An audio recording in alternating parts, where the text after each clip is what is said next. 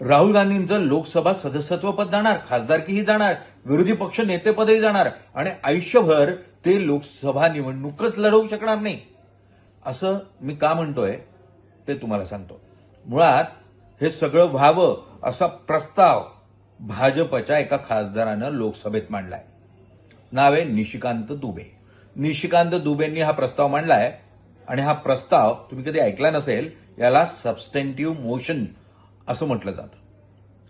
मुळात या प्रस्तावावर लोकसभेचं मत जाणून घेण्याचा प्रयत्न केला जाईल आणि त्यातून मतदानही होऊ शकतं. हा प्रस्ताव मांडला गेलाय.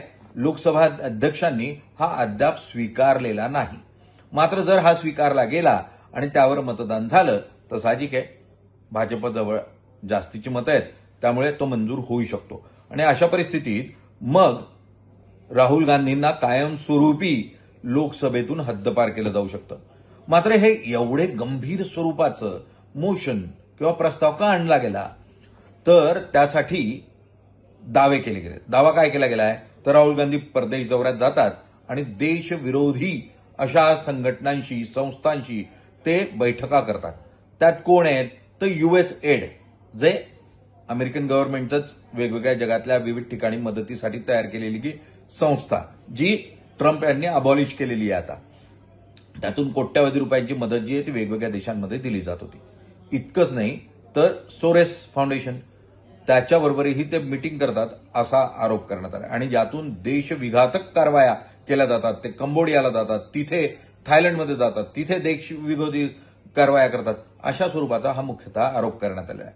आता यावर कोणतेही पुरावे नाहीत असा आरोप करत असताना, पण असा आरोप करताना जर पुरावे नसले तरी जर मतदान झालं तर मतदानामध्ये ते मंजूर होऊ शकतं आणि राहुल गांधींना मग पदावरून दूर व्हावं लागू शकतं. पण हे एवढं करण्याची गरज का भासते भाजपला? मुळात त्यात काँग्रेसचा आणि अनेकांचा आरोप आहे की ॲप्स्टीन फाईलमध्ये राहुल गांधींनी अत्यंत महत्वपूर्ण अशा नेत्यांची नावं घ्यायला सुरुवात केली आहे. हरदीप पुरींचं नाव अगोदरच आलेलं आहे. इतकंच नाही तर अनिल अंबानींचंही नाव त्यांनी घेतलं. अशा परिस्थितीत जर आणखी मोठी नावं समोर आली तर भाजप घाबरतंय आणि म्हणून भाजप अशा स्वरूपामध्ये राहुल गांधींना अडचणीत आणण्याचा प्रयत्न करतंय, जेणेकरून त्यांनी कोणत्याही स्वरूपामध्ये आरोप करू नये हा प्रयत्न आहे. अशा स्वरूपात युक्तिवाद केला जातोय. आता तुम्ही जनता आहात, मतदार आहात, तुम्हीच योग्य पद्धतीने ठरवू शकता कोणाचा आरोप चांगला, कोणाचा आरोप अयोग्य, कोण कुरघोडीचं राजकारण करतोय, कोण खरोखर योग्य पद्धतीने आरोप करतोय. तुम्ही निर्णय घ्या आणि तुम्ही ठरवा.